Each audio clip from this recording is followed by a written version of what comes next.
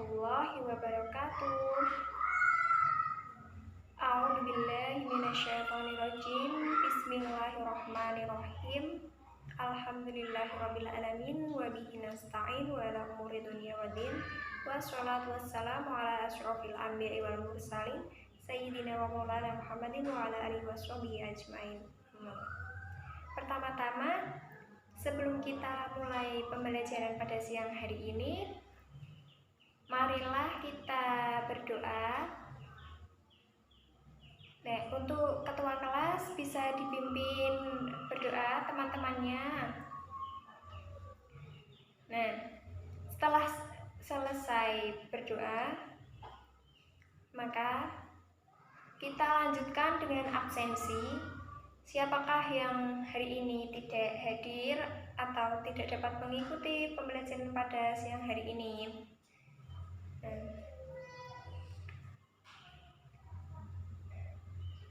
Nah, untuk itu, setelah kita melakukan absen, marilah kita membahas materi yang akan dibahas kita pada siang hari ini. Nah, materinya adalah beriman kepada kitab-kitab Allah. Nah, untuk teman-teman, siapakah yang bisa menjelaskan pengertian tentang iman? Ayo, tunjuk tangan. Apakah ada yang tahu pengertiannya?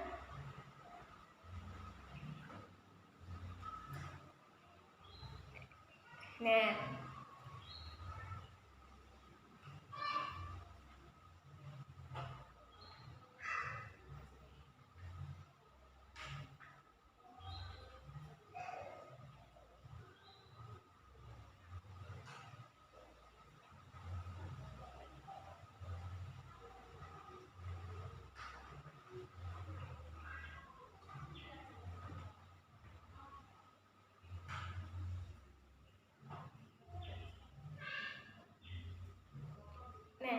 untuk tujuan pembelajaran kali ini adalah kita untuk mengetahui tentang pengertian iman kepada kitab-kitab Allah serta beriman kepada kitab-kitab Allah, sebagaimana kita dapat meyakini bahwasanya kitab Allah itu adalah kitab yang telah diturunkan oleh Allah kepada para rasul yang dipercaya.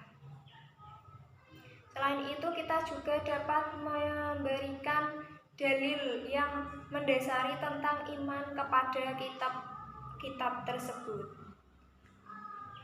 serta menjaga kita agar selalu berbuat kebenaran dan menjauhi keburukan. Nah,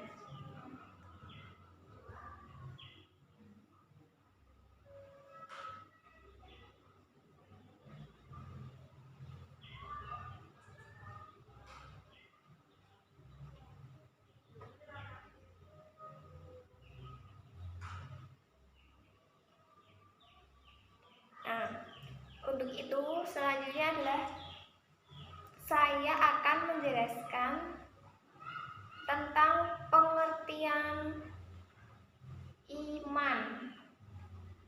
Nah, sebelum itu, siang hari ini kita akan membahas tentang dua materi, yaitu iman kepada kitab-kitab Allah dan nama-nama kitab Allah beserta Rasul yang menerimanya. Nah, untuk materi yang pertama yaitu iman kepada kitab-kitab Allah.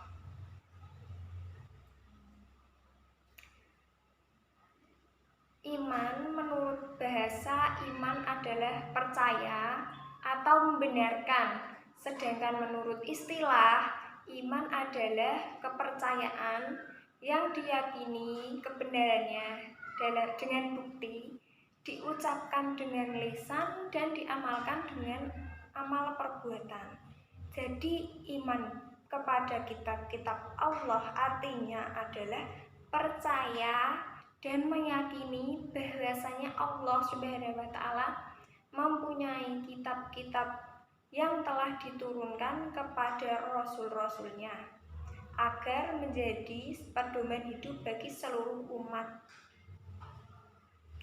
Hukum beriman kepada kitab Allah adalah fardu ain atau diwajibkan bagi seluruh umat Islam. Dan untuk muslim yang tidak percaya kepada kitab-kitab Allah itu disebut orang yang murtad atau keluar dari agama Islam karena tidak percaya, jadi orang itu dianggap murtad.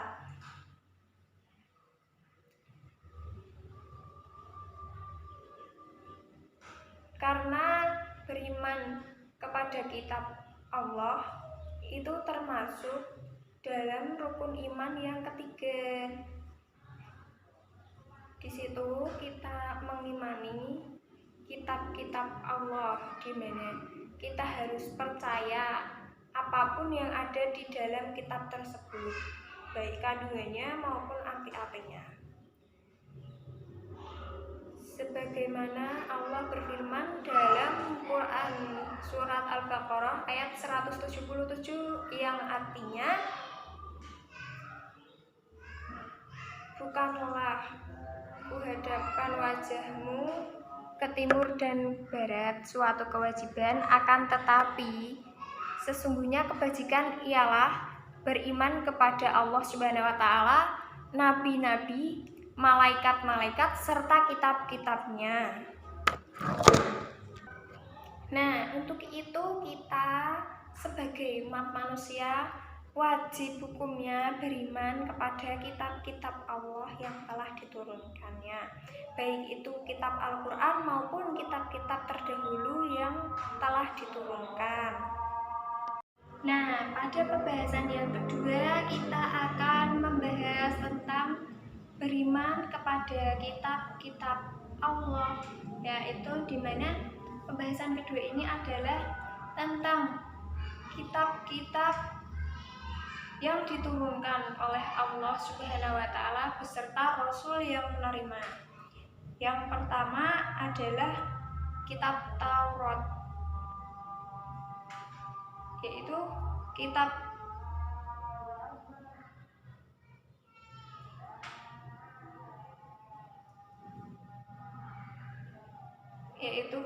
yang tertua, di mana kitab ini adalah kitab Taurat yang diturunkan oleh Nabi Musa alaihi salam di Bukit Sinai.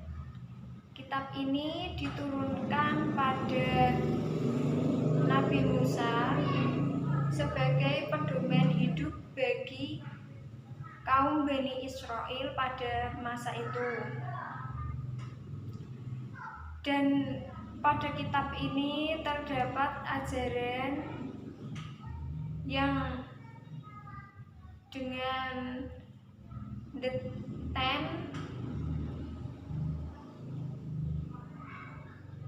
pada kitab ini dikenal dengan isinya, yaitu the Ten Commandments atau juga disebut dengan 10 perintah Tuhan.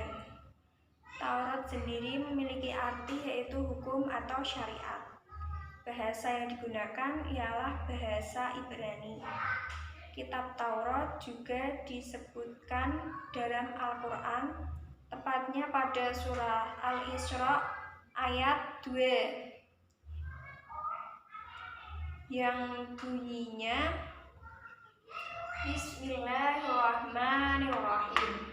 Wa atayna Musa kitaba wa ja'alnahu hudan li bani Israila Allah tattahiduni wakila. Yang artinya, dan kami berikan kepada Musa kitab Taurat dan kami jadikannya sebagai pedoman hidup Bani Israel. dan janganlah kamu mengambil pelindung selain aku. Dimana pada ayat ini dijelaskan bahwasanya Allah telah menurunkan kitab Taurat kepada Nabi Musa sebagai pedoman bagi Bani Israel.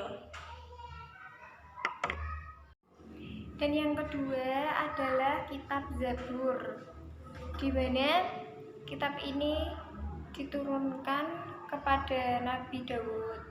Kitab ini diturunkan setelah kitab Taurat dan diturunkan di daerah Yerusalem. Diturunkan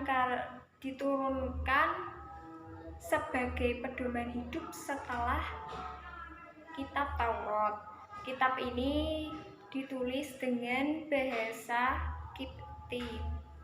Kitab Zabur juga disebut kitab Mazmur.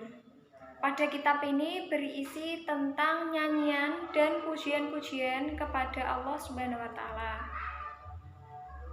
Sama seperti Taurat, kitab Zabur juga dijelaskan dalam Al-Qur'an pada Quran Surah Al-Isra ayat 55 yang bunyinya Bismillahirrahmanirrahim. Wa rabbuka a'lamu biman fis samawati wal ard. Wa laqad faddalna ba'da 'ala ba'din wa ataina Dawuda Zabura. Nah, yang mana artinya adalah dan Tuhanmu lebih mengetahui siapa yang di langit dan di bumi, dan sungguh kami telah memberikan kelebihan kepada nabi-nabi dan kami berikan Zabur kepada Daud. Pada ayat ini menjelaskan bahwasanya Allah telah mengetahui siapa yang berada di langit dan siapa yang berada di bumi, dan kelebihan-kelebihan yang telah beliau berikan kepada nabi-nabi, dan menurunkan kepada Nabi Daud kitab Zabur sebagai pedoman hidup. Nah, dan yang ketiga ialah kitab Injil, di mana kitab ini diturunkan kepada Nabi Isa alaihi salam sebagai pedoman hidup untuk umatnya. Ya, jadi teman-teman, adakah yang tahu apa nama umat dari Nabi Isa? Oh ya, betul. Umat Nabi Isa adalah umat Nasrani. Nah, kitab Injil ini juga sama dengan kitab-kitab terdahulu, berisi tentang perintah dan pedoman hidup. Selain itu, kitab Injil juga dijelaskan dalam surat Maryam ayat 30 yang berbunyi, yang artinya, dan beliau Nabi Isa berkata, sesungguhnya aku adalah hamba Allah dan memberiku kitab Injil dan menjadikan aku nabi. Jadi pada ayat ini Nabi Isa menjelaskan bahwasanya beliau adalah hamba Allah yang diutus dan diberi amanah kitab Injil serta dijadikan nabi sebagai pedoman hidup. Dan yang keempat atau yang terakhir adalah kitab Al-Qur'an yang diturunkan kepada nabi terakhir, yaitu Nabi Muhammad SAW sebagai penyempurna kitab-kitab terdahulu. Kitab Al-Qur'an ini diturunkan secara bertahap atau berangsur-angsur, dan bila kita membacanya itu bernilai ibadah. Kitab ini selain sebagai penyempurna kitab-kitab terdahulu, juga sebagai pembenar tentang kitab-kitab terdahulu yang telah diturunkan oleh Allah. Kitab ini diturunkan pada abad ke-7 Masehi dalam kurun waktu 611 sampai 613 Masehi. Nah, wahyu pertama itu diterima Rasulullah SAW di Gua Hira. Dan wahyu selanjutnya itu diturunkan dengan cara berangsur-angsur atau bertahap. Adapun ajaran yang berada dalam Al-Quran yaitu yang pertama adalah keyakinan tentang bahwasanya adanya Allah dan seluruh alam semesta. Dan yang kedua akhlak, di mana ini berkaitan tentang perilaku manusia, di mana itu untuk menghindari akhlak-akhlak tercela. Yang ketiga yaitu ibadah, di mana pada kandungan ini berisi tentang tata cara beribadah. Selain yang ibadah, ada juga muamalah, yaitu berhubungan dengan sesama manusia.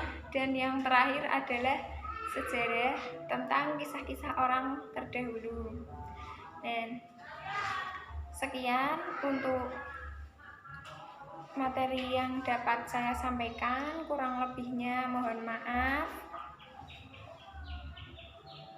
apabila ada salah kata atau perbuatan. Jadi kita tutup pertemuan kali ini dengan membaca doa penutup. Terima kasih. Apabila ada yang kurang jelas, mohon nanti bisa ditanyakan.